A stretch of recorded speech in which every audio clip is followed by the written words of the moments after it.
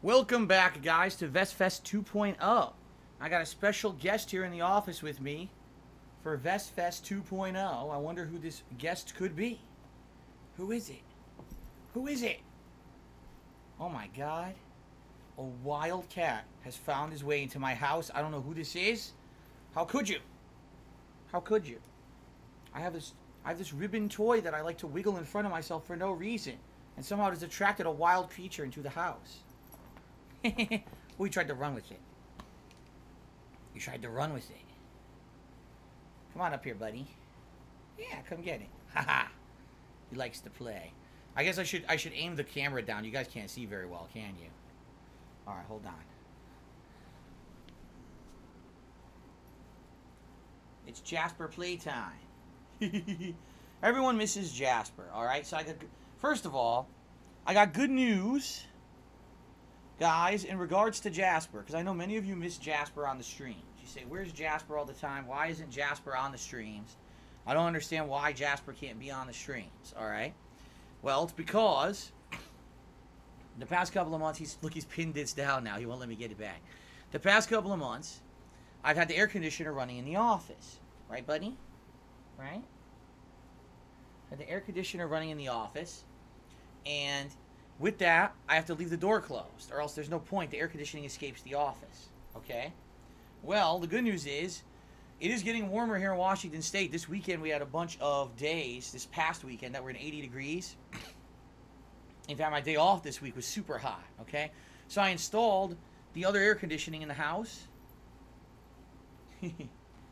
I installed the other air conditioning in the house, and now, some nights, I'm going to have it on, and therefore the door will be open, and Jasper will be able to come into the office. Okay?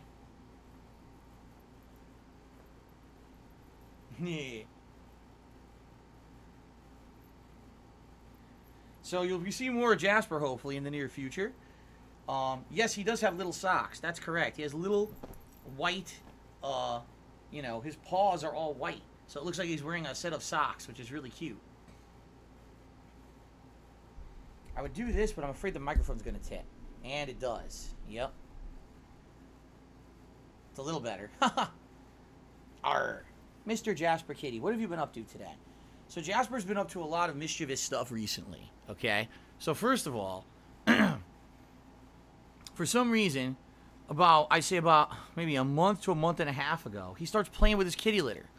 He starts knocking it out of the kitty litter box by jumping out after using it and then knocking the litter all over the house. We're finding kitty litter all over the house tracked around. This nutcase, is getting kitty litter all over the house. So he said, what are we going to do about this? So we got a new kind of kitty litter. It's made of pellets instead of those little granules. And we tried one that was made of paper. And now we tried one that's made of pine wood. And the pine wood seems to be the best. The pellets are pretty heavy. And therefore it's hard for him to, like he can still knock them out. But he can't get a ton of them out. He can maybe get a handful of them out. And now, look at that, he pounced. Now he plays with these pellets that he knocks out of his kitty litter box as if they're toys. He slaps them around the house like little, he thinks it's a little critter. It's a little mouse. He's chasing around the house. Okay? He's going to get it. Ah, the pounce. There you go. It's pretty funny. Also, he's been taking his collar off. One day, he was in the kitty litter box. He comes out with no collar on. I'm like, how did he manage that? I don't even know. And then another day, he just lost his collar. We didn't know where it was. And after searching the entire house, we find it in Kat's office. He had gone between her office blinds and her window. And what's he doing? Jasper, don't look at those wires over there because you're going to chew wires. Come over here and play with your toy. He had gone between the blinds. When he did, his collar must have gotten caught on the blinds and popped off. It has a safety release so it doesn't choke him. So, pretty funny. The stuff he's been doing recently. He's been a very silly cat, right? He's been a very silly cat. He also recently had a vet visit. Uh-oh. Yeah, he had to go to the vet for his yearly checkup and to redo all of his vaccinations.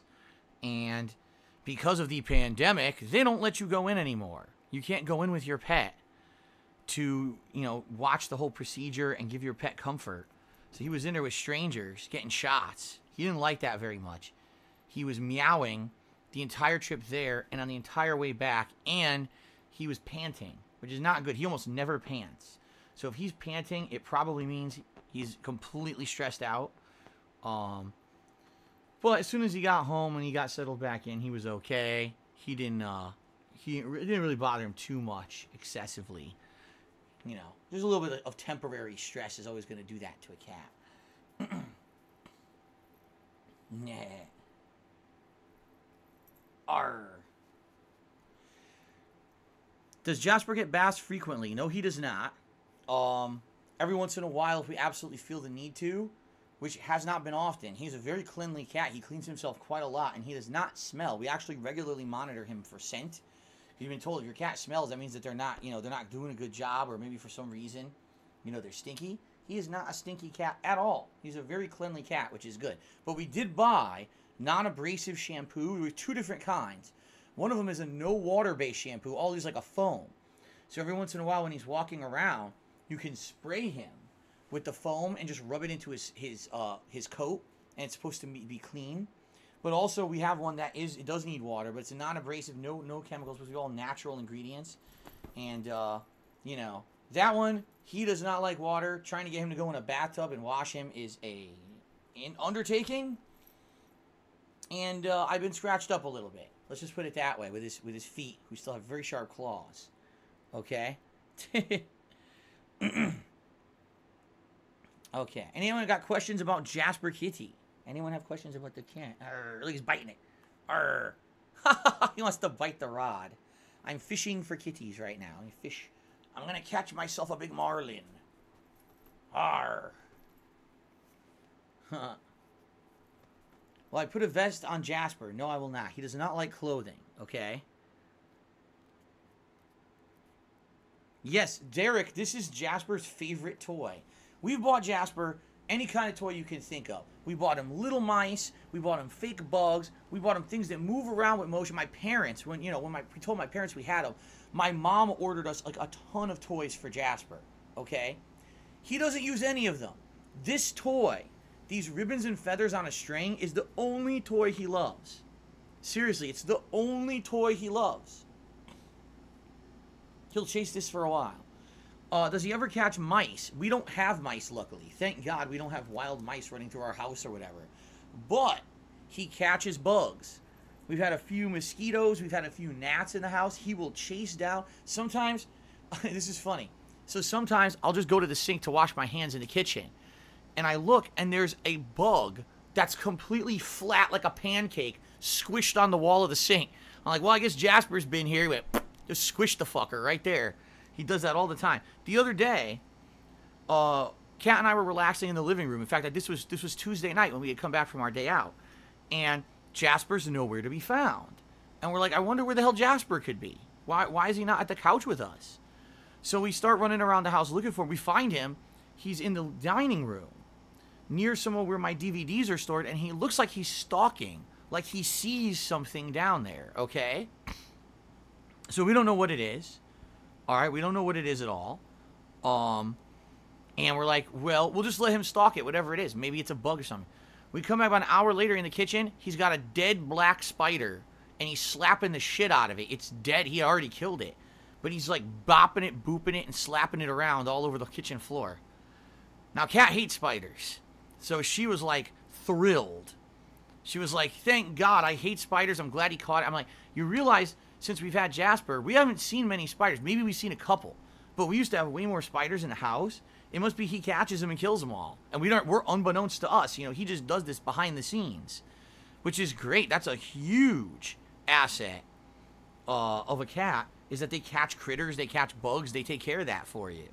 It makes the house a cleaner place. So that's kind of cool. Well, look at him. He's got his foot on the ribbon. Look at that. He's got his foot on the ribbon, holding it down like his prey, so he can slap around the rest of the toy.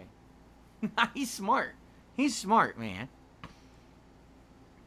What kind of cat food does he eat? We get him this special, well, it's not really special. It's a higher grade dry food called Crave.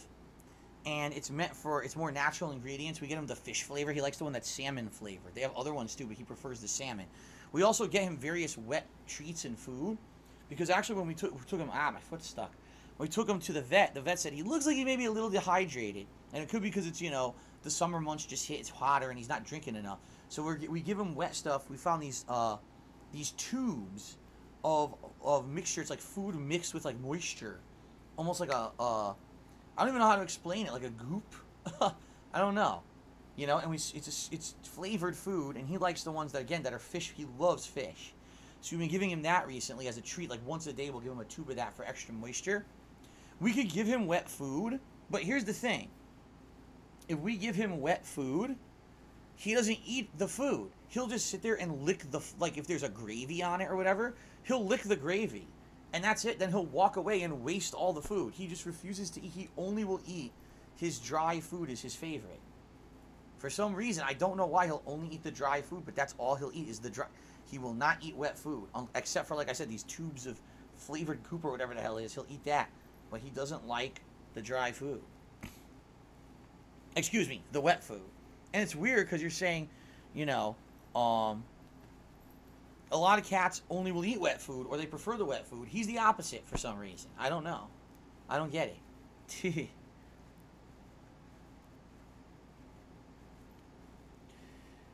Derek is asking a lot of cool questions. He says, if Kat and I are doing chores around the house, will Jasper follow us around and watch us? Well, it depends on the chore. First of all, Jasper really doesn't like to be alone that much, except in the afternoon. Sometimes he'll go off and have a nap by himself. But a lot of times he likes to sleep. Like if Kat and I just ate dinner, we'll sit down on the sofa for a little bit to digest. And he'll sit between us and relax while we do this. Okay? But if we're doing like housework, like, let's say, for example, Kat's going to vacuum the house. He hates the vacuum. He's afraid of it.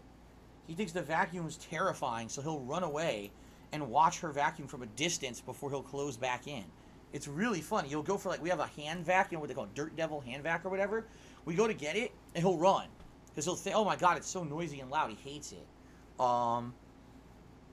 As for other things, he always tries to get involved. If Kat's trying to make dinner, he'll be right there trying to be involved in dinner. He'll be jumping up on the countertop, sniffing all the ingredients. You know, I'll be washing dishes. He's got to jump up on the counter, right in the sink. You know what I mean? Like, he's in it every day. He tries to get into everything. He does.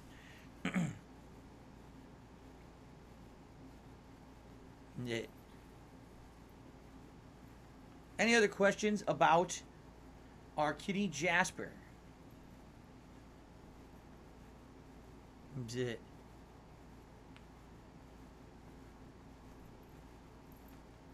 Do we let Jasper outside? We cannot. He is an indoor cat exclusively. He does not have front claws. We rescued him from a shelter, and when we rescued him, he was already declawed. For our knowledge, it was the previous owners, but they didn't have any real knowledge of the previous owners. We didn't even know at first if he had anything wrong with him. Immediately when we adopted him, we had to take him to the vet for a full checkup, and the vet says, I see no indications, you know, that he has anything wrong with him. But we had very limited information about Jasper when we adopted him. For whatever reason, the previous owners gave him up. You know, no reason why. And it's kind of weird. But no, he has to be an indoor cat. He can't defend himself because he doesn't have front claws. Have we ever fed Jasper raw fish? Actually, interesting question, Golden Nobles. So, when we first got Jasper, we were trying different kinds of food to figure out what he would like the most. And we actually went to this pet store that deals more with organic and raw foods than processed foods. And they sold us a pack, it was a sample pack. I think it was like raw fish, raw beef, and raw chicken. Okay? And we tried all three, and he had zero interest. Zero. He did not want anything to do with the raw food that we gave him. However, if we're going to do something like, let's say Kat's going to make tuna casserole or macaroni salad, and she's got cans of tuna, you know, the tuna you get in water, and she gives Jasper some of that, he will eat the tuna. He loves the tuna. He's a fish cat for sure, but I don't think he knows how to eat the raw. I think he wants, you know, things that are more to his taste or maybe smell good to him. I'm not sure. Now he's loving it because he realizes I can sit here, I don't have to move, but I can still play with this toy. Normally I would run around the living room with this and make him chase me, but I want him to be on camera, so I'm just staying right here, and he's like, I don't have to move. Look, he's like, I don't have to move now. Look. Uh-oh, where'd it go? Jasper, where did it go? Jasper, where is it? I don't know where it went. Where did the toy go? Oh my God, there it is. There's the toy. Oh my God, the toy's back. Look at this. Oh boy. Alright. Golden Colts, I missed your question. Sorry, I scrolled off the screen. Yes, Derek, sadly, sometimes Jasper... It's not that Jasper keeps me awake at night.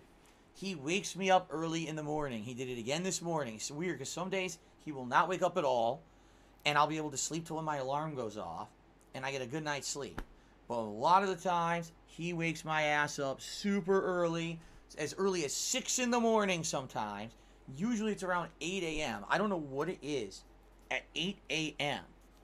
that wakes him up. I don't know. I don't know what it is that wakes him up at 8 in the morning. But something wakes him up at 8 and he gets up and wants me awake. And what's also funny about this is, so some days, alright, like on my day off, let's say Tuesday, I get up really early. I get up at like 7:30 in the morning on Tuesday to get to the grocery store by like 8:30. So actually on those days, I surprise him. I wake up first and I wake him up those days. But then I'll come home from grocery shopping, okay? And I'll put the food away, and then my wife will be getting ready for a day out. She'll be putting on her makeup, taking a shower. And so she's doing that stuff in the bathroom. And I'm like, well, there's nothing really to do until she's done. So I'll lay on the bed and try to take a nap, and he'll wake me up again. I'm like, what are you waking me up for? It's like 10, 11 in the morning. You know, we already were up. I want to take a nap maybe just to... He wakes me up again. He just does... If he's asleep, he's okay with you being asleep.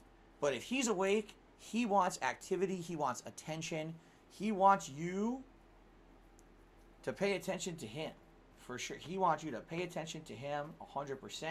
And if you don't pay attention to him, that's it. You're waking up. How dare you sleep when Jasper's awake? That's unacceptable behavior. How long have I had him in my arms with him being okay with it? If I cradle him properly, because the proper way to carry a cat is not the way a lot of people do. What you need to do is you need to support them under their front arms and then cradle their behind. So therefore, gravity is not pulling on any part of their body. If you do it like that, I mean, he's let me walk all around the house with him. Eventually, he'll want me to put him down, but I can take him upstairs, downstairs, all around, and usually as long as I'm holding him properly, all right, that's fine. But if you just grab him under the arms and try to lift him, or by the torso, or by the back of the neck, he doesn't like that at all. Within a minute, he'll start, not even a minute, he'll start wriggling uncomfortably, because of course it probably hurts him. It's probably discomforting. You need to cradle the cat so you don't hurt him. How old is Jasper? To our knowledge, and again, we don't have an exact information about this because stupidly the old owner didn't give any information. We suspect he turned 3 in April. We think. We don't know, but we think he turned 3 in April, which means by now he'd be like maybe 3 1/4, maybe 3 1/2. We don't know. So that's just what we tell the vet. We're like, yeah, we don't know his exact birthday, so we'll just say, early April or whatever is his birthday. So, gee, my cat's cool. Well, thank you for that. Jasper wants a brother. Here's the thing. We don't want another cat. Jasper is a handful in himself. And even though we've talked about it, getting another cat, we feel like Jasper already is so energetic. We couldn't handle 2 of these, Like, he's already causes mischief, causes, trouble, messes. We don't want too much responsibility, Jasper, are you getting bored? So you notice something now? So you notice now he's not so interested in the toy anymore? You notice that, right? This is what I tell you guys about Jasper. He'll be interested in something for a little bit, and then he'll completely lose interest in it. That's how he is. He'll play with this toy for like 10, 15 minutes, and then after that, he'll have no interest in the toy again. He'll just be like, I want to go do something else, and he'll leave and go do something else. So that's why when he comes in here on the late streams, and sometimes you guys are like, oh man, he doesn't stick around. Why don't you have a cat cam, right? That's on him constantly. It wouldn't work. He doesn't stay put. He moves constantly all around the house. He's constantly from here to there when he's awake. And he won't stay put or do... Oh, there we go. I finally got him to chase it. He won't. That's just how he is. Okay? How do we choose the name Jasper? We did not. His name was already Jasper when we rescued him, and we liked it. We said, that's a nice name. We'll just keep the name. Oh, let's see here. Ha! Okay, Derek says, when we watch TV together on the couch, what does he love and hate watching? Anything that has loud, jarring noises, he doesn't like. So if we're watching a movie with action, explosions, it annoys him because he doesn't like the jarring sound. Anything with nature, he loves. So if we watch a show about a vet taking care of animals, if we watch a nature show that shows, animals in the wild, he loves that stuff. He'll actually sit there and watch some of that with us. Like, he'll watch the TV because there's animals on it, But outside of that, I don't think he really cares. When we watch stuff, he doesn't pay too much attention to it at all. Usually he just goes right to sleep. I have noticed certain music, like I think he actually likes classical music. If we play classical music, he seems to relax and calm down a lot. Other music doesn't seem to affect him, but whenever we play classical, he gets like relaxed and lays down and wants to like rest and sleep. So, would I take Jasper on a walk with me on a day off? Absolutely not. As I mentioned, Jasper is an Jasper is an indoor cat exclusively. Even if I put a harness on him, okay, I wouldn't take that chance. I don't want him to accidentally somehow get loose outside and now he gets hurt because he can't defend himself because he doesn't have claws, That would be very irresponsible of us. For our personal pleasure to take him on a walk to put his life in jeopardy, I don't feel that that's very legit. Timbo says, does he knock things off the counter? It depends. Usually, no. Usually, he'll actually try to avoid things. Like, if there's a drink on the counter, he'll go to it but go right around it. Very rarely has he knocked anything over. And he seems to have gotten better over the time that we've had him about not disturbing things. By the way, look, he's gone. He's gone. He went behind the couch. You see what I mean? So now he's totally bored with this toy and with me. Now he's going to go off and do whatever he wants. And he may very well stay in here. Hold on, let me lower this a little bit. He may very well stay in here and hang out with us further. Or he may just go off and do whatever he wants for the rest of the stream. And I can't really control him. Like, that's what he... Oh, here he is. Hello, buddy. Hey, buddy. What you doing? What you doing back there? What you doing back there? Ah! He's eating me! Ah! The cat's eating me! Save me! He's licking my face. Oh, my God. He's so cute. You're such a cute cat. He's so cute. And I'll say this. We really did the right thing. Because at one point, my wife really wanted a cat. And we were looking around to see what was around. And there were a couple cats that probably would have been problem cats. Cats that had some physical problems, like sickness and stuff, where they were going to need special medicine. At that point, I was like, there's no way we can even afford that stuff. We can't take on that risk. And there was this one day, my wife really was feeling down, and we saw this cute cat. It was an all-black cat. And the cat had a few issues and actually had some behavioral problems. But she was, like, in love with this cat, and I was like, I almost guarantee you, that if we take this cat, because we agreed we weren't going to take a cat with problems or whatever. I said, I almost guarantee you, if we take that cat right there, there's going to be issues and we're going to regret it. And so we sat there and we talked about it, and Kat was a little sad, but she's like, okay, I agree, this was our discussion. We weren't going to take a cat that has any kind of problems or whatever. 1 week later, we found Jasper. And it was perfect. It was like the match made in heaven. He was perfect for us. He loves, you know what I mean? Like, he loves us. We love him. It was like, I'm so glad that we waited the 1 week. And Kat also says, yeah, that was crazy. That could have been a really, really bad decision we made. And thank God that we waited another week to find Mr. Jasper Kitty. And by the way, I'm not saying anything wrong with the color of the cat. If you're like, oh, you said black cat. You don't like a black cat? I love black cats. I think they're very good looking. But this cat had problems. This cat, number one, I think it had like known urinary problems. And it also had behavioral problems. They said the cat had been causing problems in a previous house it was in, which is why it got put into a shelter. And I'm like, that's the last thing we need. We don't want a cat that I'm streaming, you're at work, and the cat's tearing the house apart. And I can't stop the cat because I have to work, right? We need a cat that doesn't have any kind of behavioral problems. Is going to be peeing everywhere, you know. And he doesn't do that. He is a nice kitty. He just, you know, he really is the perfect cat for us. I don't know how the hell the stars aligned, right, that this happened. But yeah, we really got the correct cat here. We did. Okay. Let's see here. Ninstaroon cheered. He says, I guess they call it the Impossible Whopper because of how impossibly fast it travels through your digestive tract and impossibly clogged it makes your toilet. Well, no, I mean, it's a good joke. But, no, I'm fine. I ate the Impossible Whopper. And I'll be honest, the regular Whopper is better than the Impossible Whopper. I had some of both. I had about half of each. And I really enjoyed eating the regular Whopper. I love the regular Whopper. I did not really like the Impossible Whopper that much. Like I said, I got halfway through it. I was like, nah.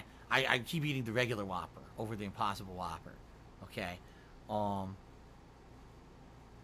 But no, like, I'm fine. It doesn't feel to me like like my stomach's not upset or anything from it. The thing is, it wasn't greasy. Unlike other burgers, there was no grease on those burgers. When they flame broil them, most of the fat gets rendered right off. So it ended up working pretty well, you know, for my intents and purposes. I didn't have to eat something that was insanely greasy and disgusting, like that fucking Papadias last time. After I ate them, I was like, oh, my stomach. You know, not this time, because it's not that bad, so.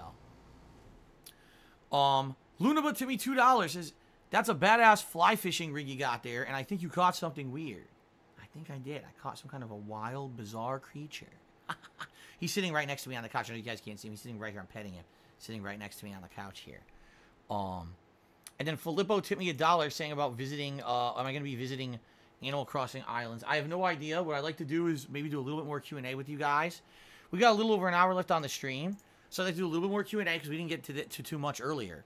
And then, like I said, I definitely want to maybe watch back some more music videos and do some commentary and stuff on that. If you want to, we'll see here. But we're not, we're not at that point yet. Only Iced Coffee get 2 more subs. One to Ben Jesus and one to Kenishi. Congratulations to both Ben Jesus and Kenishi, and thank you, Only Iced Coffee, for the channel support. I appreciate that. VG Stuff, cheers. Since we did music videos last time, can we visit islands instead? Again, I don't know. We'll see. Fanny Schmeller, cheers. I'm really getting a Bono from YouTube vibe with the glasses. That's what everyone says. That Bono wears weird colored, weird tinted glasses.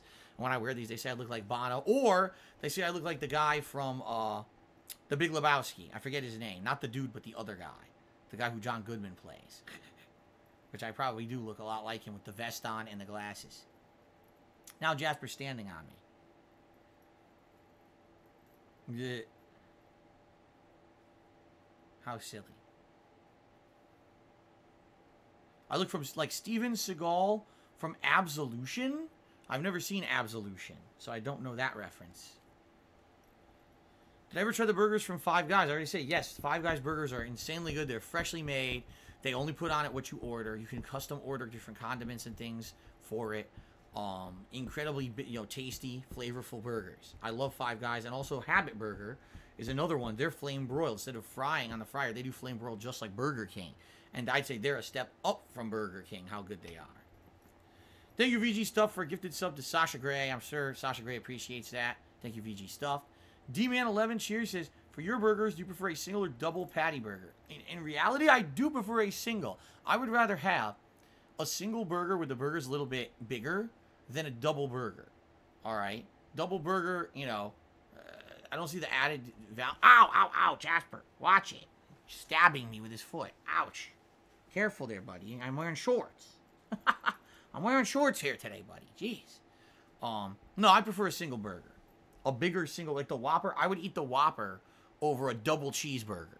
I like the Whopper more than that, okay? Okay.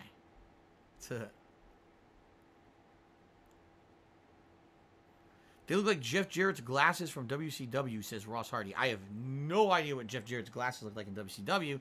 I didn't watch WCW back in the day. I only watched WWE, and they certainly don't look like his glasses from WWE. If you remember the shit he used to wear when he was trying to be the Texan, the country singer. He used to wear the blinking fucking sunglasses. No, they don't look like that. That's for sure.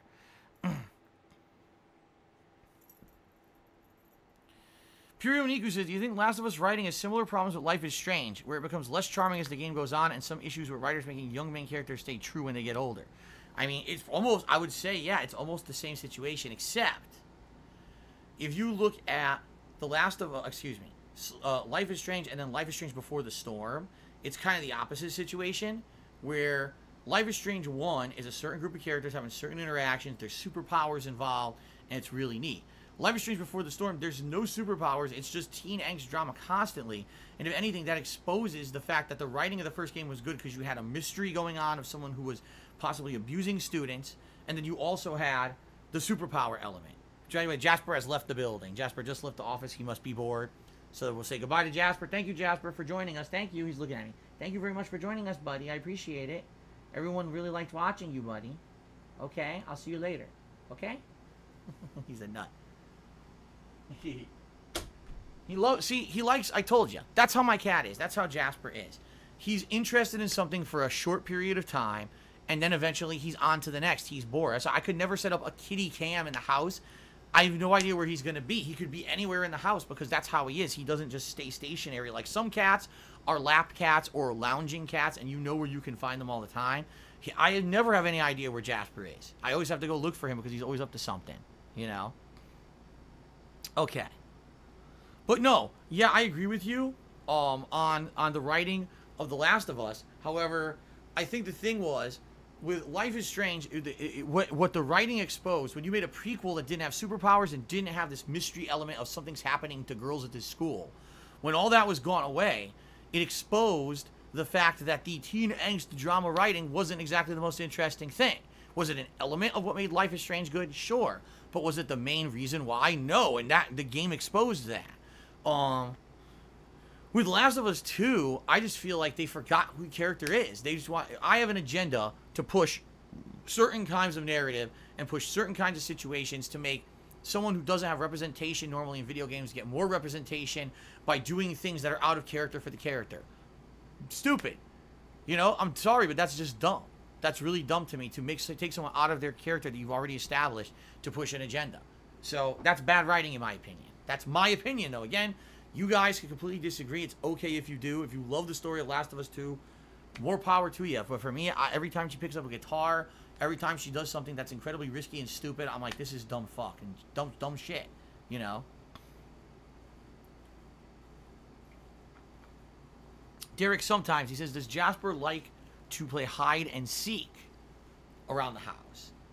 Sometimes, not always. What he'll do, he'll like to peek around a corner and see you, and then if you're like, you look at him like this, he'll go, oh, and he'll turn around and run, and then he wants you to follow him and try to find him again. It's pretty funny. VG Stuffed, and now give it another sub to Mia Malkova. Congratulations to Mia Malkova, and thank you VG Stuffed for the cheer, or excuse me, for the sub. Dooley just says, is Jasper sometimes grumpy towards me? Actually, no. I don't think Jasper has ever acted grumpy towards either of us. No. If anything, it's the opposite. He's always over-friendly, he always wants to be involved with whatever you're doing. And that's when it can be frustrating. If I'm doing something where I need to concentrate, or I got something, I got scissors, it's something dangerous, we're trying to open a package, and he's got to be right there in my face. Like, Jasper, come on, man. Chill out for a minute. God forbid you have to take a vitamin or a pill and you put it down on a countertop for 5 seconds, turn around and turn back because he'll be over there trying to play with it. That's how he is. Eternal Napalm Cheery says, The Last of Us 2 seems extremely nihilistic. See, here's the thing. I can't 100% agree or disagree because I'm only halfway through the game. I get the feeling that's what they're going for. At one point, I thought that Dina was going to find Ellie being exposed to spores or something and then try to kill her, thinking that's a mercy killing. I thought that maybe Ellie was going to have to defend herself and she would accidentally hurt Dina or something. That never happened. But I was kind of feeling that, like the game's purposely trying to make you feel like Ellie is turning into this cold-blooded, calculated killer. There was a point in the game yesterday where they were asking you to press a button to murder someone. And I was like, I don't want to do it. If the game's going to do it, then just do it. Show a cutscene where Ellie murders someone. Don't force me to slowly push a button repeatedly and act like I'm complicit in this murder, because I'm not. purposely, I don't think that this is a murder that's legitimized. And I think that Neil Druckmann wants to try to get you invested and feel like, oh, it's the choices you made. Now you should feel bad later about what you did or see the monster Ellie's become. And I'm like, but I'm not choosing to do that. You wrote the story, asshole. Like, you wrote this horrible story turning Ellie into a vicious, bloodthirsty killer, not me. So why do I have to feel invested or feel like I'm at fault when you forced me to do that by playing your game? That's on you, not on me. You're the writer, not me, you see? But by forcing that interaction, it feels like he's trying to tie those actions to you, and I don't like that.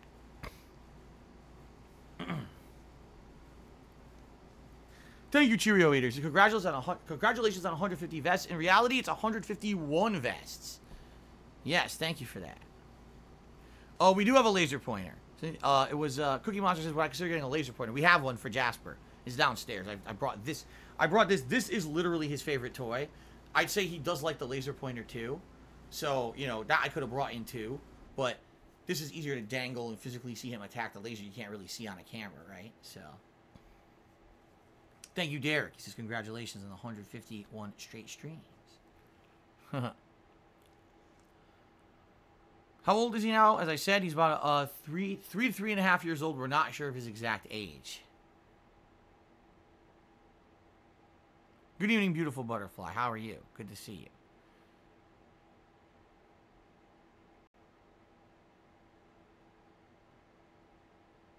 Pure Negro says, how do I feel if in a video game a younger sidekick becomes a main character and then that character has to become a badass? Did it feel forced with Clementine in later Walking Dead seasons? I don't know. Like, I would say, out of all the Walking Dead season 1, 2, 3, and 4, everyone hates 3. Because that season was the one that took the focus away from Clementine and the original survivors, right? From the first game, and put it to a totally new group of survivors that, by the way, no one really eventually cared for by the end. And then they completely wrote that out for the final season. It didn't even, it didn't even happen, right? I think it's a natural evolution of Clementine's character to become how she was because that's what she learned from Lee in the first game. She was too young to take on that responsibility and that stuff early on, but then over the years, as she became older, it hardened her and changed her. Now, just imagine, in the conclusion of the Walking Dead Season 4, right? Just imagine you've got Clementine playing a guitar singing Take On Me. What? Out of character. And that's exactly what they did with The Last of Us 2.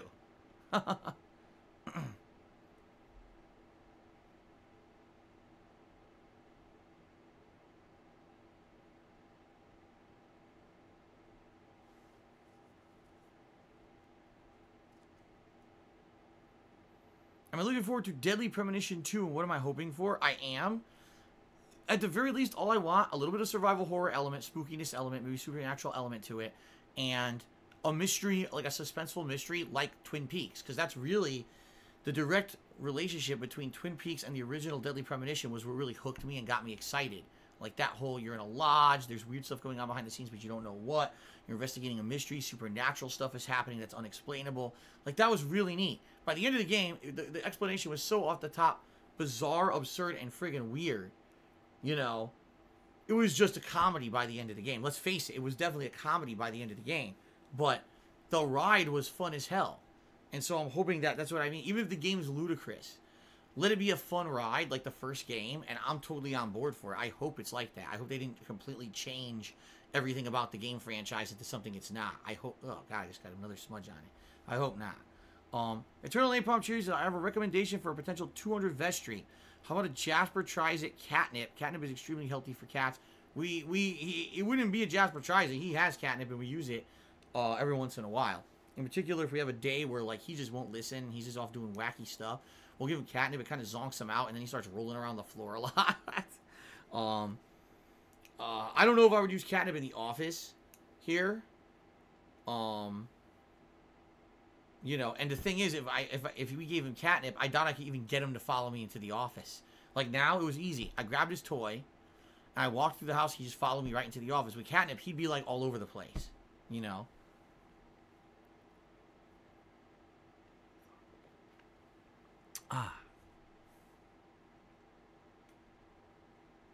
Do I think Kenny did nothing wrong in the Walking Dead game? I mean, no, he had lost his mind. by the end of season 2, he had completely lost his mind and was off base with the shit that he did, and needed to be called out for the shit that he did. He had lost control because of emotion. His emotions drove him to almost insanity, where he couldn't control himself anymore. That's at least my opinion. Some people, I guess, sided with him. I didn't see it that way. All right.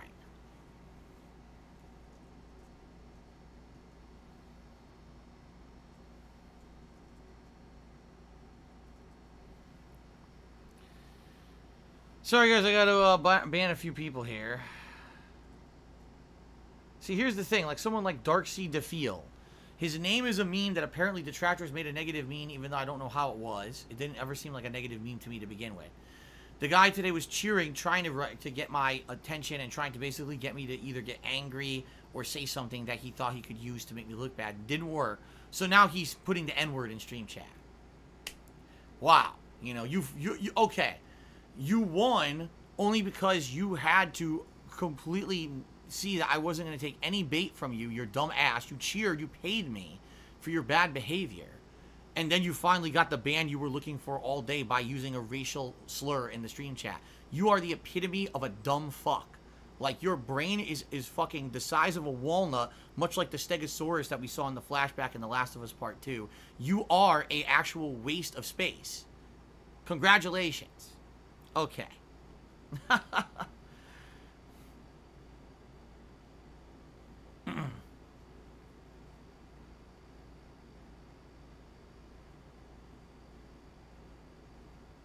Yes, Joe, you did miss the Impossible Whopper. DSP tries it, but I will upload that later to DSPGaming once the stream is over. Don't worry, it'll be... Actually, I'll probably upload that over on the King Hate Vlogs, the vlogging channel. It was interesting, to say the least. It was surprising. I don't want to spoil for those who weren't here for it, but, you know, definitely, to me, it was not in line with the marketing. And also, like, I thought I would be more confused over which one was the real Whopper and the Impossible Whopper, and it was very easy to figure out which one was the Impossible Whopper, so.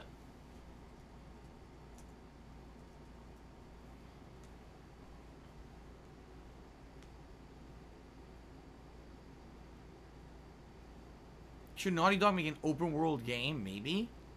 The thing is, like, Last of Us Part 2, they try to make open world with the amount of exploration you can do, but in reality, it's very linear. All it is, here's the path you need to take. It's a straight line. There's a few branches off of that straight line that you can take to investigate items and loot or kill some optional enemies, but eventually you're going to go right back to the straight line and continue on. There's no way in Last of Us Part 2 that you could veer from the main path and do a different thing. It's just like, if you feel like going off those branches, you can. If not, you could just head right down the straight line. And that was kind of exactly the same thing. Okay. It was exactly the same thing with, Uncharted 4, where they said there would be open world segments, but in reality, there was only 2 of them in the whole game, and they were very short-lived, and it was all very skippable stuff that didn't really matter to the story, right? So, you know, in that regard, Naughty Dog has been trying to claim that they're implementing open world stuff and never really did. If there was a real open world game, I wonder how it would turn out.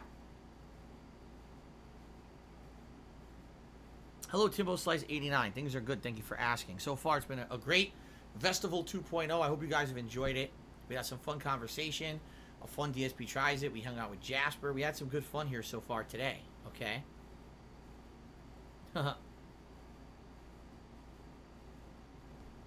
Can we get an Ellie guitar version of Another One Bites the Dust to celebrate getting rid of this guy? Yeah, there's like 3-4 idiots today who, they're only here to try to derail the stream and be negative in the stream chat. If you notice, I'm not even addressing it. I'm just banning them as I see them. Like, it's just stupid. It's just a waste of everyone's time. There's no reason to even address the shit. It's so dumb.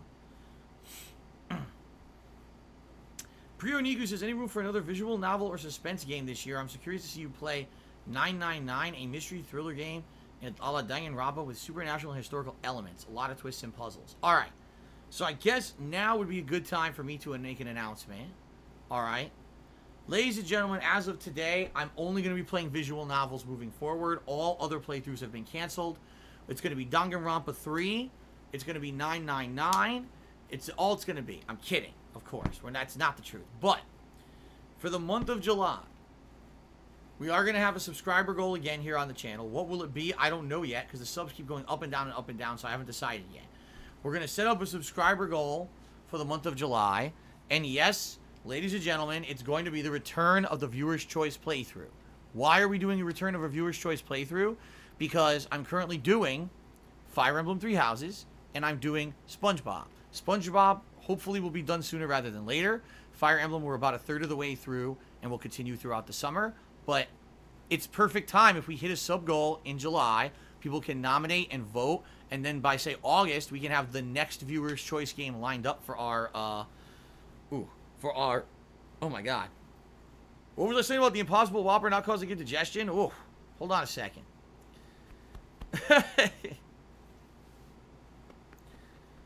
Okay, so we can have another game lined up for a fun playthrough to balance with everything else. In fact, if you guys are not aware, at least as of right now, okay, August is incredibly slow for games. Unlike June and July, which have been pretty packed with interesting stuff. You know, July's going to have 4 games. August, I think, has next to nothing. So that would be a very good opportunity for us to start up like a new Viewer's Choice playthrough or something like that, okay?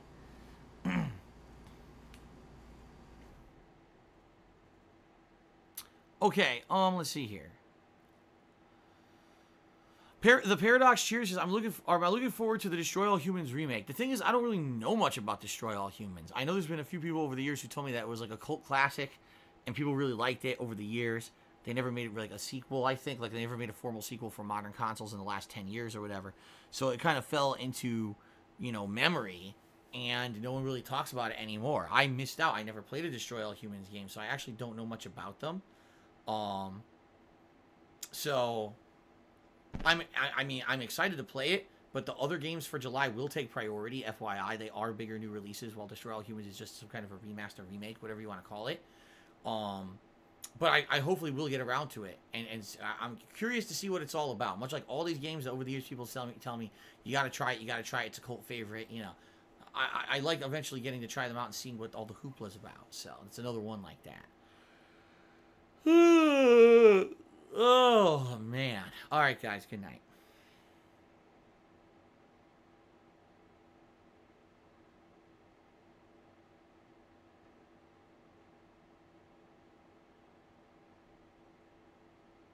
I'm just kidding, of course. That Anonymous did a 95-bit cheer. He says, you're looking forward to the Destroy All Humans. Wait a minute. That's not what he said. He said, shout out to our no mods for holding down the chat. No mods? What is a no mod? Huh? Anyway, thank you for the cheer, that Anonymous. I think that went over my head. Siamese Dream. To me, $1.30 and says, what are some of your favorite bands and artists growing up? In the 1980s, my parents bought me Queen, Quiet Riot. I'm not even kidding. What's the name of the band that's at our house in the middle of our street? I think it's a British band, whoever that was. And a few other things. Then, as I got older, I wanted to listen to my own music. I bought the Ghostbusters soundtrack. I bought the Teenage Mutant Ninja Turtles movie soundtracks. When I finally got into real music, when I was in the 90s, you know, I started listening to Green Day, Bush, Stone Temple Pilots, Collective Soul. I'm trying to think of like bands that I maybe owned multiple albums of. Cake. I really liked Cake. Because I owned quite a lot of music, but it was like a random album here, a random album there, a soundtrack compilation here. It wasn't like, outside of the bands I just mentioned, I didn't really own a lot of albums. Oh, Smashing Pumpkins. Definitely Smashing Pumpkins. I liked at that time period as well. I did own one Gin Blossoms album, Derek. That's correct. That was the kind. It was kind of like, Nirvana. So it was like grunge, alternative rock. That was my jam. Now, I did eventually get into a little bit of metal, but it was more like the end of the 90s, early 2000s. It was mostly alternative rock. That was my big thing that I listened to all the time back in the day. And it's funny because the name of the person who tipped me $1.30 is Siamese Dream, and that's the name of a Smashing Pumpkins album. So funny that I said Smashing Pumpkins and his name, is the name of a Smashing Pumpkins album. Thank you for the $1 tip. Joe, what's going on, man? He did 125-bit cheer. He says, this reminds me, Phil, I think you ended up downloading Toy Story 3, the game I recommended. Any chance of visiting that? Maybe eventually. I did get it last year. You're right. Last year, I believe it was free on Xbox Live. If you owned, if you were a subscriber to Xbox Live, I do have it. Well, I don't know if I downloaded it, but I have the rights to get it as long as I remain a subscriber of Xbox Live. So maybe eventually, something cool for like downtime.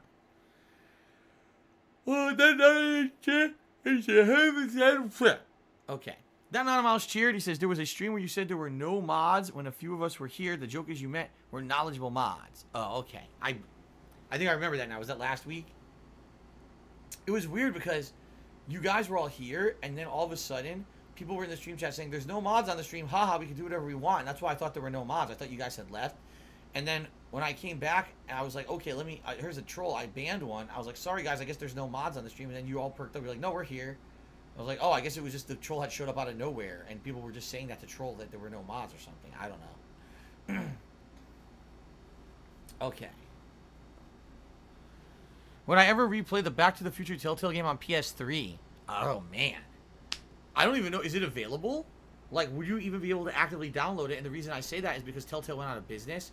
Now, I do know that another company kind of picked up the reins for them, but I don't know if their digital content licenses are still any good, or if when they went out of business, if they all expired. You know what I'm saying? I don't even know if I could guarantee that I could play it. I liked playing it back in the day, although it was kind of cryptic, some of the puzzles and stuff. But maybe, hey, that was one of the earlier games I ever played. Would I consider going back to it? Maybe. Maybe. Eternal Napalm cheers. I know it's still a few months away. Are you ready to embark on your epic Godfall journey this fall? I am ready to mash those fucking buttons, just like I did with Rise on the Xbox One. No, I mean, I've been criticizing Godfall after seeing footage of it at the PlayStation 5 reveal event, saying it basically looks like the Rise of this console gen. It doesn't look good. It just looks like a game with graphics and a bunch of very shit generic gameplay. So I don't even know how it's going to turn out. But for me, I'm really not excited. I'm going to probably get Godfall. If I get the PS5 at launch, I'll probably get Godfall because it's one of the few launch games. But I doubt it's going to be anything amazing. I really don't. I'm not feeling that at all. Dooley. What's going on, Dooley? Give me $5 so congrats on the streak. Thank you, Dooley. I appreciate that very much. FYI, guys. Oh, my God. Oh, excuse me. See, I said that about the Impossible Whopper, and now look what's happening. I should have kept my mouth shut. FYI, I'm streaming for about another 45 minutes on the stream. And then that is it for the Vestfest 2.0. I hope you're enjoying it. Remember that tonight I will be doing gameplay with Pokemon Sword, the Isle of Armor DLC, continuing 2 hours late night stream tonight. The top contributor on that stream will get to name a Pokemon in the game. And then tomorrow, it's the Return of the Last of Us Part 2 to the main gameplay stream. Okay? Kurosawa Kid is cheers. Are you excited for Ghost of Tsushima? I mean, I'm excited as I can be. I really don't know what to expect from this game. Some people seem to think the game's going to be like Sekiro and Dark Souls, while others say no, it's going to be a more open-world action-based game that won't be as difficult. I really don't know what to expect. I'm just excited to be playing a new genre, because Sucker Punch hasn't really done anything in so long. If you really think about it, you're like, damn, they took forever since they made the infamous games. You know, it was almost launch title kind of stuff for PS4, and now finally, years and years later, they're making another game. It's about time, so... Is Fat Bottomed Girls my favorite Queen song? Is that a Queen song? I'm certainly not familiar with that one. Why not play Killing Floor 2 yet? I don't know. I just never got around to it. I do have it. It was, again, one of the free games for Microsoft subscribers at one time. But I never, I basically never got around to playing it for whatever reason. Courtney loves Shotgun. To be $1.30 and says, what's your favorite Nirvana song? I mean, the one that I know the best, it Smells Like Teen Spirit. But I always forget the name of it. I like that one. Hey, Wayne, I got a new complaint. That's one of the good ones. There's a few, everyone knows those from that 1 to 2 Nirvana albums. Everyone knows almost all the songs when you hear them. But I would say probably Smells Like Teen Spirit is the one that's the most great. Great. The music and everything about that upbeat, boom, hard. I love it. That's probably my favorite of all of them. I think.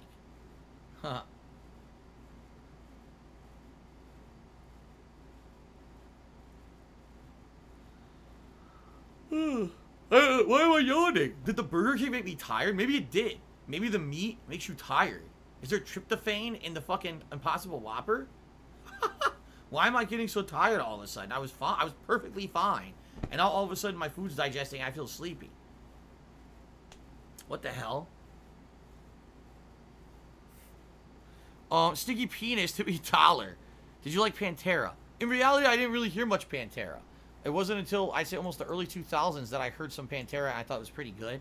Actually, it was Rob Van Dam, the pro wrestler, who used a Pantera sound song as his theme song in ECW, Extreme Championship Wrestling. And that was actually my first exposure to Pantera. And then after that, I listened to a little bit more of their stuff. I thought they were decent, but I never really listened too much to that. What's the next game I'm playing after Last of Us 2? Well, it depends. Okay, right now I'm doing Last of Us 2 and SpongeBob and balancing them. I get the feeling Last of Us 2 will take me at least another 1 to 2 weeks to beat. If the game is indeed as long as people are telling me. Okay. Oh, look at this. We got a troll here. Get rid of this troll. Okay. I think it's going to take me about another 1 to 2 weeks to beat Last of Us 2. If the game really is as long as people are saying, and I'm going to balance it, I'm not going to just play it every day, I'm going to balance it with SpongeBob. I think it's going to take me a whole week and then maybe a little bit further to beat it. By that time, we'll already have almost been up to the new releases of July. In addition to that, I'm doing a special event next week, a marathon, so that's going to take a day away from streaming.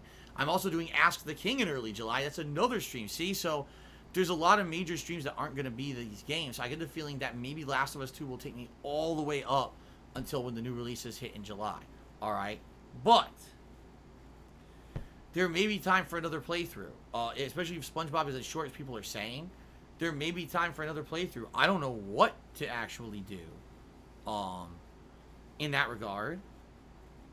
I'm trying to think, like, what is there a game that I could beat in, like, maybe 2-3 major sessions that could kill some time before new releases come out in July? I don't know. I don't know what it would even be, you know. I don't know what we would play together for that. I have to think about it, I guess, and ask you guys, what would you guys like to see? Pink Rocket resubscribed for 3 months. Thank you, Pink Rocket, for the 3-month resub.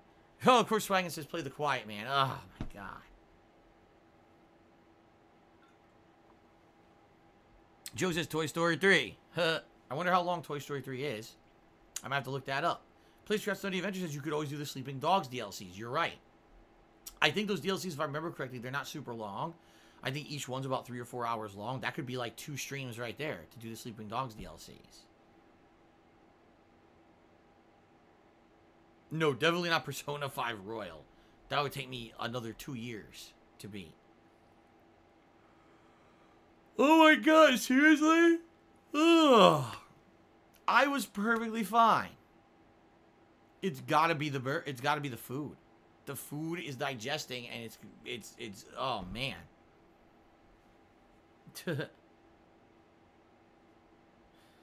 Yeah, Quiet Man's so bad it'll be great stream material. Oh my God.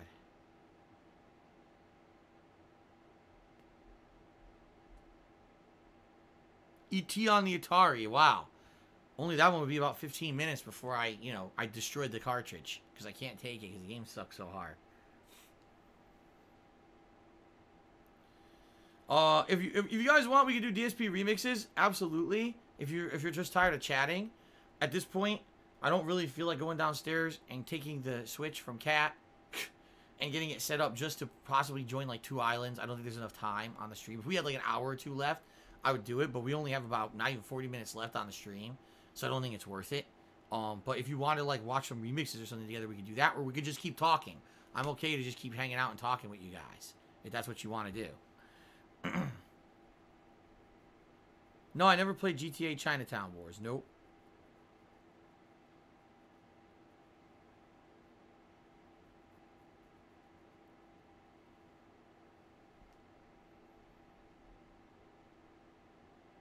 What?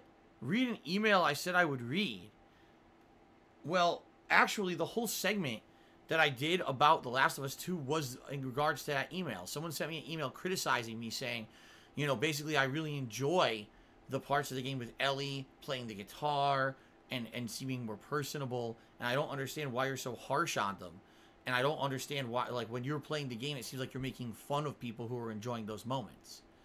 And that's why today I did the whole segment on this stream explaining my stance and saying I'm sorry if I come across like that during the playthrough. I don't mean to. Everyone has a right to enjoy whatever part of a game they want to enjoy. And therefore, I feel bad if I came across as like, oh, if you like this, you're an asshole. That's not the case. You could very well like those parts of the game that I don't like. That's perfectly fine. But please understand my situation, my take is that it's not in character with Ellie at all, and that's why I hate it. That's why I think the writing is terrible, and Neil Druckmann's basically fucked his game up. You know, that's my take on it, and you could disagree. But that's what the email was. And I said it was a critical email. That's what it was. Someone was like, you know, I'm watching your Last of Us 2 playthrough, and it's good, but every time you talk about Ellie, that you don't like the stuff that they're doing with her character development, I'm angry because I like it, and you make me feel like I'm dumb or something, and that's not right, because I have a right to like it. And fair enough, that's correct. I have no right to say to someone, just because you like this, you know, that it's not, you have no right to like it. That's not what I meant to say, or that's not how I meant to come across in the playthrough, and if I did, I'm sorry for that. That's what the email was.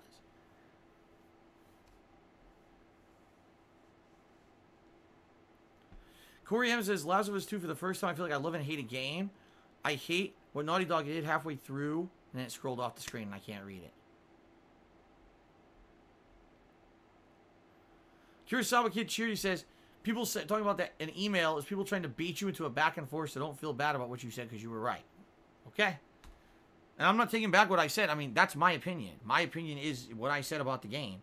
There's no way I'm going to be, you know, going back on that at all. I do feel that the game has terrible writing. That they literally are disrespectful to people who love the first game. You know what I mean? By doing that. That's stupid. The way that they completely gone back on character development from the first game. You know what I mean?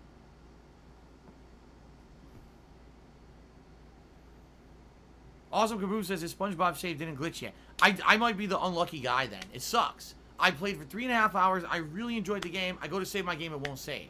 You kidding me? So by default, I lost at least 25-30 minutes of gameplay, and now I don't know if the game will even save again when I reboot it. So I don't even know what I'm going to do on Saturday. We're going to have to see. I'm hoping, I really hope they patch this game. I really do. But I don't know what's going to happen. Favorite Pringles flavor? Used to be sour cream and onion. I think I've had barbecue and a few others, but I think it was sour cream and onion was the one I used to like. Yes, Derek, the new update for Animal Crossing does seem to be very interesting. Being able to swim underwater, grab underwater creatures. A pretty cool addition. Something extra to do on top of everything else. So that's good. I hope not. See, Awesomeness Kaboom says maybe it's an Xbox thing because he's on PS4. I hope not. I hope because I chose, in a rare occurrence, a cross-platform game. I couldn't find it immediately on PlayStation Store, and I said, I'm fine with playing it on Xbox One. I played it on Xbox One, and now it's going to bite me in the ass. Seriously, I finally played a cross-platform game on Xbox One, and it's going to bite me in the ass.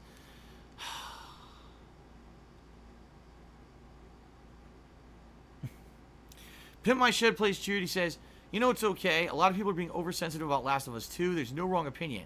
If you like it, great, and if you don't, also great. Right? Sadly, people just can't fucking understand that about the world, you know? I just don't understand. People like different things.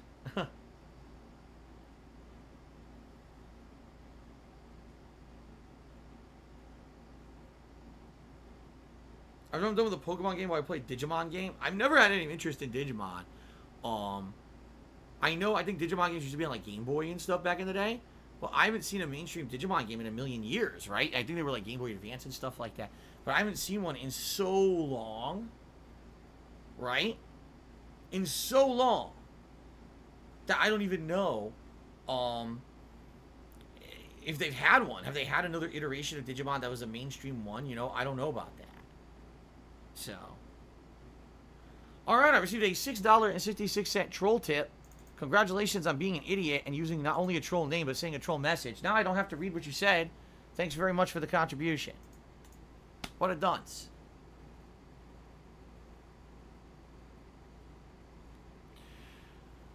I think it was Snakyfish Gaming or Snakefish Gaming says, you know, a lot of things changed for me during this current console generation. Maybe, you know, things will get better during the next console generation. That would be cool. That would be cool if, you know, I get to cover both console launches and I get to play a bunch of launch games, and people maybe turn their eyes to me for the first time in a long time because I'm doing the same thing I did last console gen. And we have positive, fun streams. Maybe things will be for the better. I really hope that. Here's my God's honest hope is that next month it's not disaster. That next month I got to pay my accountant a lot of money to do the work for me. But I hope he does the legwork for me, and he works with the federal government and establishes another payment plan like the one I had that's very fair and very balanced, and the payments, not that it's, oh, you have to pay an exorbitant amount of money up front that I don't have and I can't pay in order to qualify for the plan. Because that was the problem last time. He's like, well, if you want to qualify for the plan, you got to pay like a ridiculous thousands of dollars. And I was like, I don't have that money. If you guys remember, I tried to raise as much as I could during a marathon that I did, a special fundraising marathon event, and then the rest of the money my mom gave me, basically, to make that, to qualify me for the last payment plan, and then the bankruptcy canceled the payment plan, I got to start over from scratch, okay? So, I certainly hope that that my tax attorney can qualify me again, and it's not, oh, you have to pay another $5 grand. I don't have it. I don't have the money, that the crazy amount of, the money that I've had, that you guys have helped me in the last 3 months, has gone to bills and gone to important things like taxes. Finally, I'm paying my taxes correctly. I'm paying the state tax, I'm paying the federal tax, I'm paying everything the way I was supposed to be doing all along. Now I can do it. I've also had to pay a ridiculous amount of fees and things during my bankruptcy and all those other things that this money basically got me caught back up on everything. So thank you to those who've been so supportive of the Vest streak in the last few months. I got this one fucking hurdle in July, and if I could get over it, and the tax plan's on pace and it's reasonable, and then now I'm up to speed with all my other taxes and everything every month, and I can sit down and I can budget, and I can say, wow, I'm making this much, here's, you know, what I owe, I can save this much every month, and then maybe I can afford the consoles, maybe I can get rid of this shitty love seat. Like, I really want to do that, but I have to get there. I hope I can get there. I fucking hope. Don't let something else fuck me over. Don't let the government say, well, fuck you, pay us 10 grand out of nowhere that I don't have, and there's no way I can raise that much on a fucking stream. You know what I mean? Like, I seriously hope that it's not that bad. You know, I don't even know what's gonna happen. I don't. I've heard a million different situations of what could happen. I've heard it could go well, and you're just gonna get back on your payment plan. The payments may just go up slightly from what you were paying, but you should be all right. Don't worry. And then I've heard the government's really mean about it sometimes, and what they may do is force you to do a giant down payment to qualify for the plan, or else they'll demand that you pay it all at once. And if you don't pay it at once, then now what they'll try to do is take your money. As you earn money, they'll try to take money out of what you earn and shit. Which, how's that going to work? I don't have a paycheck. You know what I mean? Every day I make something different. I don't even know how that would work. I've heard they might put a lien on my house, which isn't ideal, but they put a lien on my house. I guess that's not as bad as other shit, right? So I don't know what's going to happen. This is still the shit that keeps me up at night. But once I get past July and hopefully we get our answers and everything's fine, hopefully, then I can get back on track with having a real life again. Because it really feels like the last 3-4 years have just been stress and chaos and not knowing what the future holds. And now maybe I'll have an idea, finally. Okay? Oh, man. Okay. Let's see here. An anonymous $5 tipper says, I don't know if you're taking questions. I am. He said, I'm wondering, looking back over the years, what do you feel are your best and worst moments since making content? And happy Vestival. Thank you. You know, the worst moments, sadly, are the ones where, you know, I feel I was really stupid with stuff that I said and did on streams. I didn't get enough back information to properly answer a question on, say, Ask the King or something, and instead I just talked out of my ass and may have actually said something that either irked people the wrong way, you know, makes people feel the wrong way about me because I said something dumb and uneducated, or maybe I insulted groups of people. I do regret, like, looking back at commentary and things that I did. Making Nazi jokes is not funny. You know, the racial humor I used to do every once in a while, generalized, but I used to do it all the time. Oh my God, don't even get me started on the sexualized humor. That was like every other word out of my mouth at some points back in my early career. You know, I look back at all that shit now and I cringe. I absolutely say, man, that's terrible. But it was different back then. And I didn't know what the fuck I was doing. I didn't know any better. I was stupid. That's the kind of stuff I look back on and I'm like, damn, you know, that really sucks. Those moments suck. Those moments where I either lost control of my temper and I said something really stupid, or I uneducatedly said something really stupid. Because those are the things that they're there on the internet forever. They're immortalized. I said them. I did them. There they are. You could watch it back ad nauseum. You know, and I own it, and I apologize for those things. But that sucks that I have a legacy where there's going to be people who are always going to just nitpick those fucking moments. You know what I mean? The best things I've ever did, I don't know. I don't know if you can categorize a best thing, because I've enjoyed so many things I've done over the years. When I used to do co-op with my friends, that was amazing. That was an organic, cool thing where those playthroughs are something unique that I'll probably never, ever be able to do ever again. Some of the playthroughs that I've done playing a game cold turkey for the first time ever, not having any prerequisite knowledge of a game and going in and seeing something, wow, first time reaction, shocked. The Dark Souls moment, I'm really getting this. I'm getting the hang of this. I walk right off the cliff and die immediately.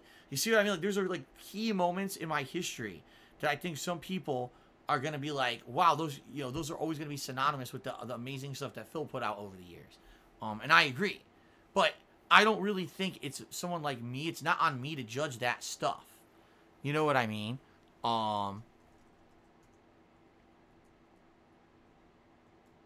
Okay. It's not on me to make a judgment about that stuff. It's you guys. You're the viewers. You're the people who watch and digest the content. I'm just the guy who makes it.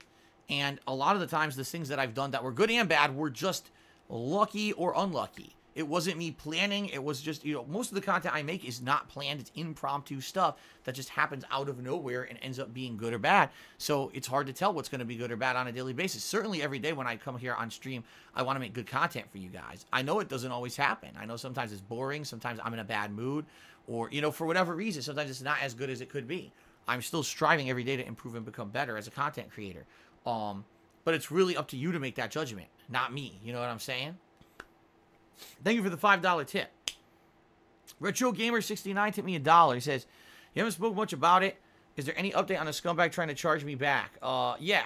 Basically, no update. So far, that person tried to charge back 3 of his transactions. Like I said, this person had a span of, like, I think it was August. I want to say it was August of 2019 when he sent the first tip ever. And they ended in May when the guy was on my stream being so disgusting, saying sexual, nasty shit that I banned him from contributing ever again. So apparently he got butthurt when I did that. And now he's trying to charge back the tips that he sent me. In total, he's tipped me over $800 in that period of time from August to May. So potentially there's a lot of lost revenue that I can have that would screw me over completely, especially when I need that money to pay my tax attorney and start working on this tax situation for me next month. It could be horrible, okay? At the same time, there's been 3 transactions, and I think I want to say off the top of my head, probably it's around $150 to $200 so far that he's tried to charge back, and PayPal basically kind of froze that stuff and said, we're doing our investigation, can you provide info? And I did. I provided them with this guy's full transaction history from start to finish, every tip he ever gave me, every message he ever sent me. And I said, here's all the evidence of it. See how he did this stuff on my stream. See how he continuously got more disgusting. And then finally now, after he gets disciplinary action so he can't ruin my streams anymore, now he claims that these were unauthorized transactions. It's bullshit, obviously. How could someone have been doing this since August of 2019 and just noticed in late May? It's garbage, okay? It's not true at all. So I provided all that info. And now, this is the problem with PayPal. It's completely random. Someone could, with a brain in their head, could actually sit down and look at it and be like, oh, that's great. Okay, Phil's not responsible for that, and then I'm good. Or they could sit down and be like, oh, well, you know, in favor of the person, and then I lose all that money for no reason. I have no recourse. I don't even get a say in the matter. I just provide info, and it's up to them. And they don't even have, the people who make those judgments aren't even based like in the United States. They outsource all of that. I know for a fact because there was one time years ago where I had some problems with the guy who was doing this, and I actually called PayPal, and I complained, and they escalated it. And finally, I got talked to a manager, and the manager at PayPal was like, well, we don't actually do it here. And I'm like, then why am I talking to you? And he's like, all that shit is outsourced, and we can't even control the situations. They have all the authority. You can't talk to them. They don't have a call center of anyone you could talk to for a dispute on PayPal. All you can do is talk to customer service, who's like, we'll give you recommendations on how to help your situation, but we can't actually sway any judgments or whatever. So all that stuff is somewhere else. Who knows? The other side of the globe, somewhere in a call center, you got these people who probably get paid like minimum wage, reading a checklist of criteria to determine if a claim is good, is legit or not. And sometimes they hit yes, and sometimes they hit no, and it's completely randomized, and there's no accountability for them, apparently. They could do whatever they want. Because I've told you guys, I've had situations where the same thing has happened. And I kept my money. They were like, no, you're no worries, you're in the right. And I was fine. I've had other situations where they gave the money back to the person because they claimed fraud and it was a lie. And there's no rhyme or reason to why they do it. They just fucking do it. I mean, what a horrible process that is. So you're telling me someone could operate a business. Let's say, for example, I wasn't a streamer. Let's say I was an eBay seller. And 1 month, someone scammed me, right? Sent me a bunch of payments. I shipped them the product. Then they decide all of a sudden they're just going to say, oh, I never got the product, right? Phil's lying. He never shipped the product or nothing, right? So I send PayPal the information. Some guy in a call center over who knows where can say, oh, I don't feel like giving it to him today. Denied. And now your business is out of business because you lost a ton of money. Like, how does that work? How the fuck does that work? It doesn't make any sense at all. But that's how they operate their business.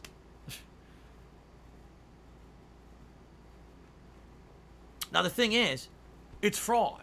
This person who's doing this to me, it's fraud. They're actually committing a serious crime.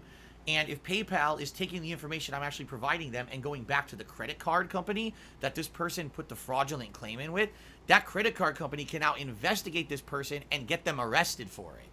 So I hope this person realizes how serious the shit that they're trying to pull is, because they could go to jail for what they're doing if the credit card company determines, oh shit, there's a ton of evidence showing this guy's trying to scam us. Fuck this guy, call the police on him. Now he's fucked.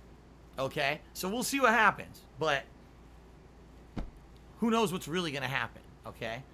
Ninstar Rune Tree says another update is out on PC. Not sure if it's out on consoles yet. It should be soon. Seems to be some sort of bug where logging out in the nether rolls back the save data on a realm. Oh, fuck.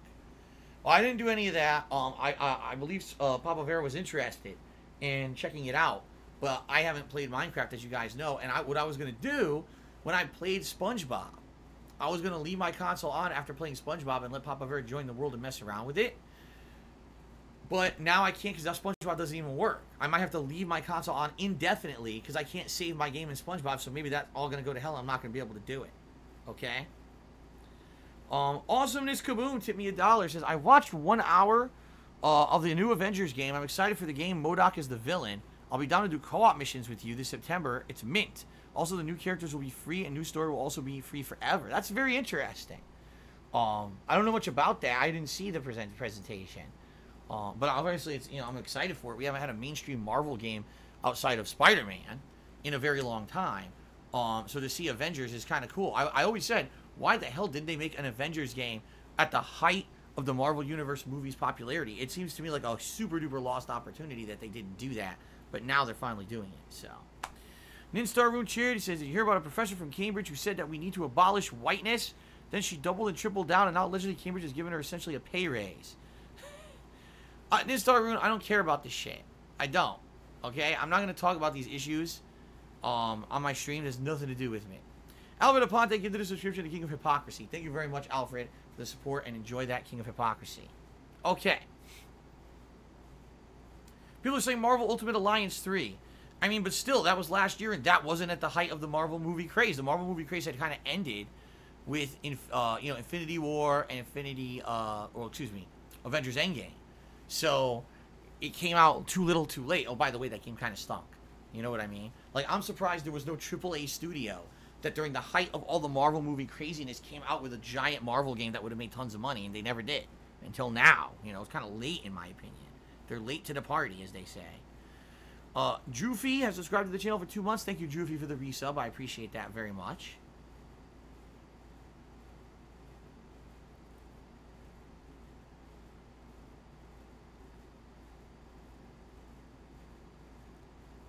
Nobody says he wants a new Doctor Strange movie. They're making a new Doctor Strange movie. I don't know when the hell it's coming out now because the pandemic delayed everything, but they are making another one. I've already said a million times, we don't have enough time for me to go get the console, hook it up, and start visiting islands. We're not doing that today. We're also, we're not watching music videos. We only got about 20 minutes left on the stream just to chill for a little bit, guys. Do I miss the early 2000s? Yes and no. Like, obviously, there's a lot of things in the early 2000s that I liked. Arcades were still a thing. Competitive Street Fighter at that time was a very different place that I really enjoyed. I was a much younger, healthier guy back then. Like I said, I used to work out and everything. I don't think I'll ever get my body back to that conditioning. But a lot of things about modern day are much better than back then as well. There's so many things that are much easier to do. In the modern day, gaming is at a different place now than it was back then. Like back then, I wasn't even into gaming except for competitive Street Fighter, you know. So there's good things and bad things about the early 2000s.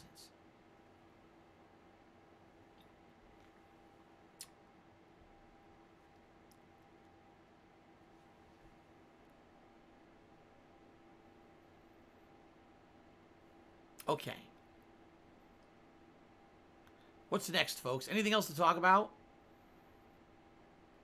Any other questions or anything else to talk about?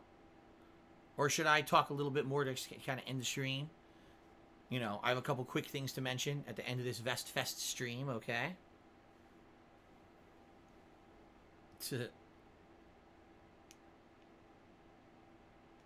Hello, Darkside Chris. How are you?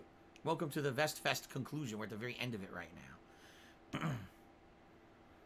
Music records, no. Apparently, I still have a SpongeBob save, but it's from like 30 minutes of missed gameplay, and now I can't save at all. When I click, it gave me an error repeatedly saying cannot save, cannot save, cannot save. That's the problem with the game. I don't know what's going to happen. If they patch it, great, but if they don't, I don't even know if it's going to work on Saturday. We have to see what happens, you know. Well, Ratty Bag, I'm sorry I didn't mention you on today's stream. Now I've mentioned you. I apologize. Any chance I'll play Monster Hunter World? Probably not. People weren't interested in watching me play it at launch. I'm probably not going to be playing it now either. Yes, I am going to play the Mafia 1 remake. I believe that's coming out in August. I'm definitely interested in playing that. No, I don't like crack cocaine. Sorry. Oh my god, here we go again. Can a moderator please take care of that so I don't have to lean in manual ban this person? It's pretty obvious if you look at the stream chat. It's scrolling off right now. If you can take a look, thank you. Joe says, what's my favorite Pop-Tart flavor? When I was a kid, I mostly liked the fruit flavors, like strawberry, blueberry, that kind of stuff. As I got older, I tried a few others. Like, I tried the chocolate flavor, chocolate fudge, like chocolate and shit, because I was a chocolate lover, and now I hate them. Now I can't stand Pop-Tarts. I'll have a toaster strudel. Toaster strudel has, like, really great flavor and everything to it, and it's so much better. I think Pop-Tarts now are disgusting. I don't know if it's because they changed the flavor from back in the day to now, or if they just always were gross and my tastes have changed, but I do not like Pop-Tarts anymore, Joe. Alright. Stalling Steve, thank you for the $1 tip. Yes, eventually I am going to visit islands in Animal Crossing. As I actually said when we were playing Animal Crossing consistently, that I felt that it was going to be coming up, that one of the streams was going to be that. Now, Animal Crossing had to go on hiatus for us to play new releases. Eventually it'll come back. And yes, eventually I will visit islands, but you need to relax. I only added that in as a possibility because last month PW Dubs was interested in it, and I said maybe we would do it, maybe we wouldn't, and we didn't have time for it last time, and this time we still don't have time for it, just like I knew. I knew this was going to happen, and I keep telling you guys I'm not promising anything, so all of you who are yelling and screaming, you created this situation for yourselves, because once again, you know, I didn't do it, you did. Stop putting expectations there that aren't there, that aren't promised to you. You gotta stop with your nonsense.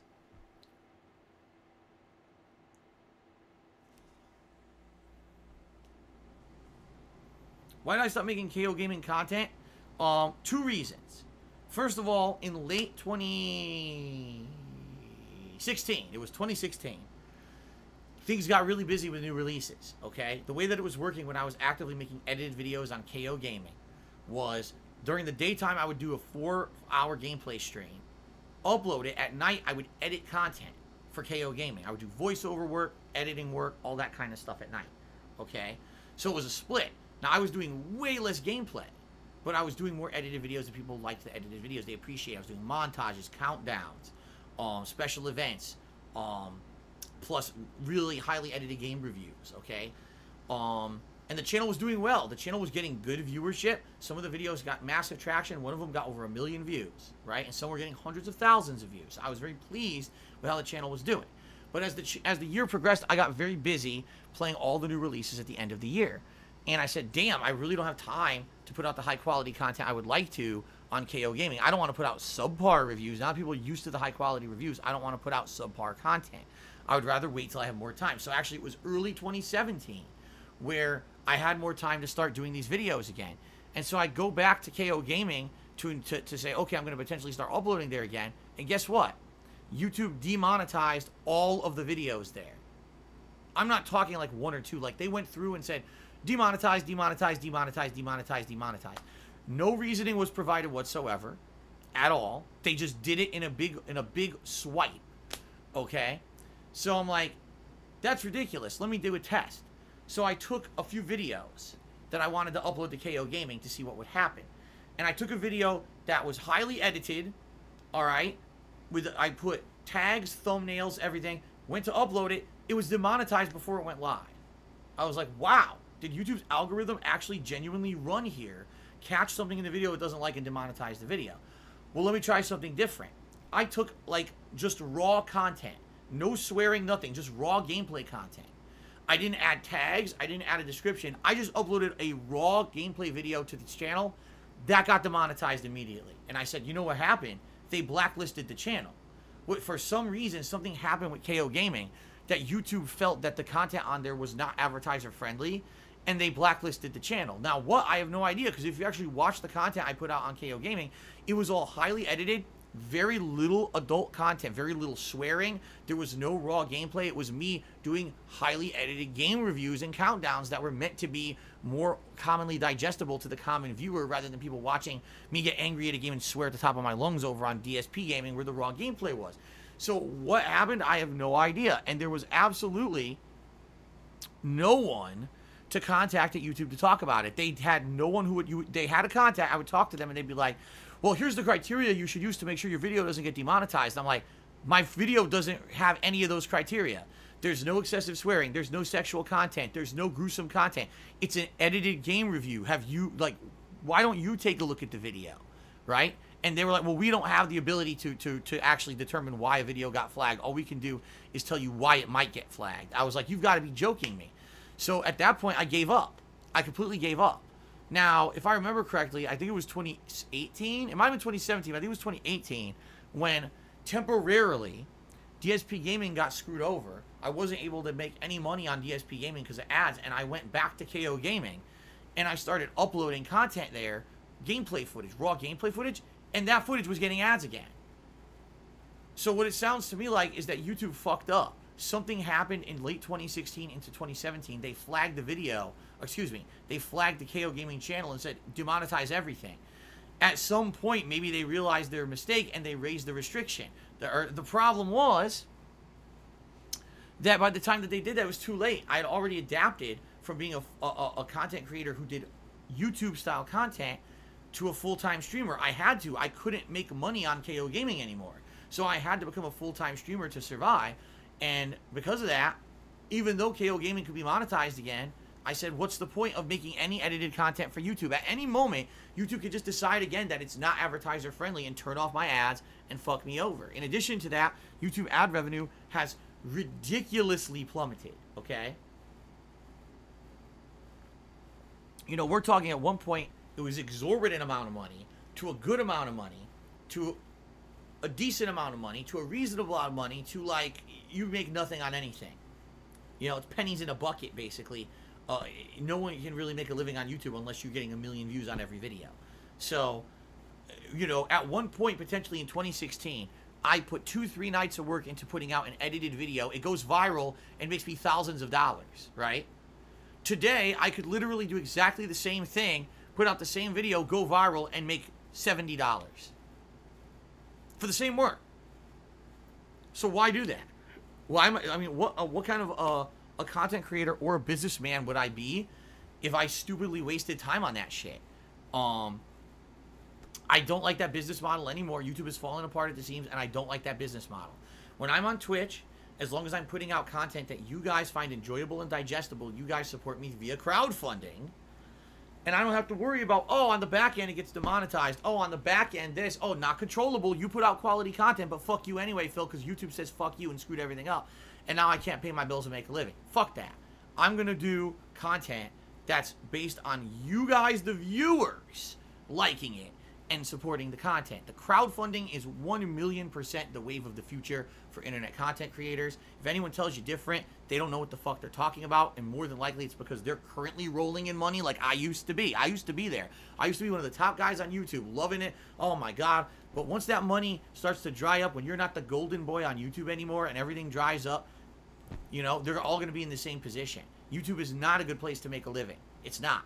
You have to diversify and do other content or have a different revenue stream, whether that's sponsorships, whether that's selling merch, you know, whether it is crowdfunding on your own streams or whatever. You can't just make YouTube videos anymore and expect that it's going to be viable. The business model isn't sound. It's just not. Okay?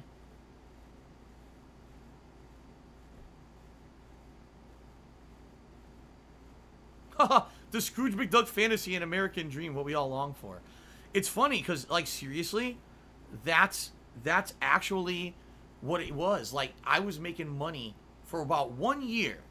I was making crazy money on YouTube. And I was like, if I even make half of this moving forward for the rest of my life, I'd be set. And, of course, that all fell through. I don't even make now, on a month on YouTube, I make less than 1/10.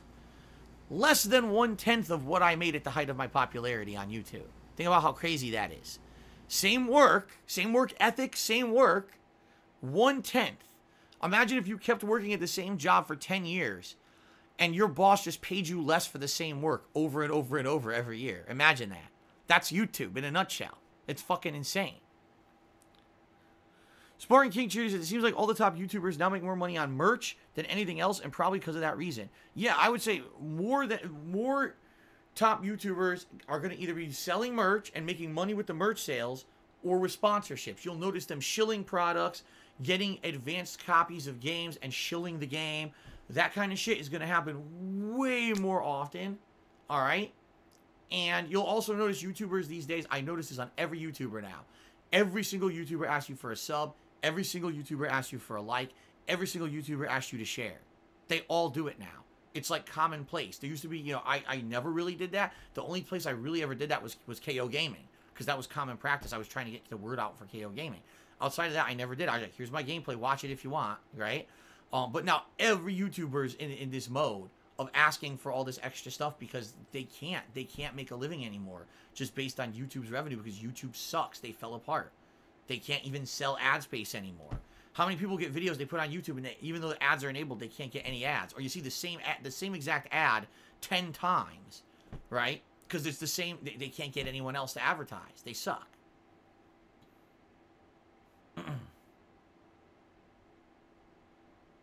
All right, guys. Last few minutes of the stream for opportunity to ask any questions or anything you guys want to say, and then I'm gonna do a little adjournment here. Okay. What caused the apocalypse? It was YouTube's ineptitude, reliance on automation, which didn't work. Their automation systems didn't work at all. The abuse of YouTubers using abusive systems to get views and get viral clicks on ads and things like that. Like, there's a million factors involved here, but ultimately it's YouTube's fault. YouTube just was lazy as fuck and mismanaged their business completely, and it's their fault.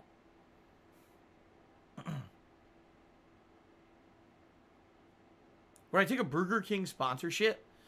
I would only take any sponsorship. I would only accept the sponsorship if I felt that that product actually was quality and it's something that I could promote and I wouldn't feel bad about it. Burger King is something like I like the Whopper. I don't like a lot of the other stuff they have there, and I feel that they rotate their menu a lot, and a lot of the things over the years, the quality has dipped. Like the onion rings and stuff aren't nearly as good as they used to be. So in reality, could I in right mind promote the Whopper? Yeah. Anything else? Maybe not. And I certainly couldn't advise eating at Burger King all the time, because eating fast food all the time is very bad for you. So would I take a sponsorship every once in a while? I give a shout out to the Whopper? Yes. If they wanted me to do anything above that I didn't feel comfortable with, no, I wouldn't take the sponsorship.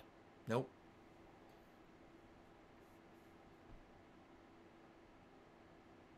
Yes, of course I remember the gaming chair company that wanted to sponsor me. And then within one day, because the trolls harassed them online, lied, and, well, they didn't lie. They broke their agreement with me. They legally broke an illegal agreement they had with me, which I could have sued them for. But what was the point? You know, there was no point in doing that. But I remember that, yes.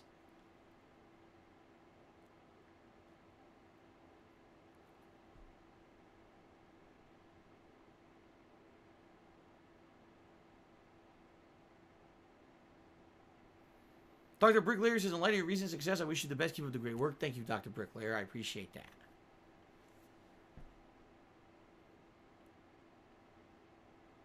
Okay. So, ladies and gentlemen, in adjournment of Vestfest 2.0, thanks for hanging with me today. I hope you guys had fun. You know, we did a bunch of different stuff. We had different topics to discuss. We had some cool interaction. You got to see Jasper. We had a live DSP tries. It was a good episode, in my opinion. Okay, or a good celebration. First of all, thank you for now 151 straight streams of support keeping the Vest streak alive. I've told you this before. If it ends, and when it ends, because it is eventually going to end, I'm okay with it because you guys have been so damn supportive. But if anything, during this stream, some of the things people have said, the fact that they find me as an inspiration, that I fight through the adversity, that I say fuck it to the trolls, and I keep going, that underdog mentality is the reason why people keep supporting me. I get it. I get why you guys don't want the streak to end. I understand. That's why I go along with it. I'll wear a silly vest for you guys, and I'll keep persevering and pushing forward and trying to keep stuff going for you guys, because I appreciate that you like what I'm doing and you see what I'm all about as a person, and that somehow inspires people. That's amazing to me. That makes me motivated to want to keep going, okay? So thanks for 151 and going. Now, if we hit 200, which would be about another month, it would be about late July, all right? Then I absolutely promise you I have something in the works for that stream that I want to do for sure. You know, I know this stream, it sucked. I didn't have a new vest for you guys. You guys are disappointed. I will have something new for you at the 200. I guarantee you. I'll make sure ahead of time, way ahead of time, that I got something lined up. But that's when it will be. If we do another vest celebration, it will be at 200, okay?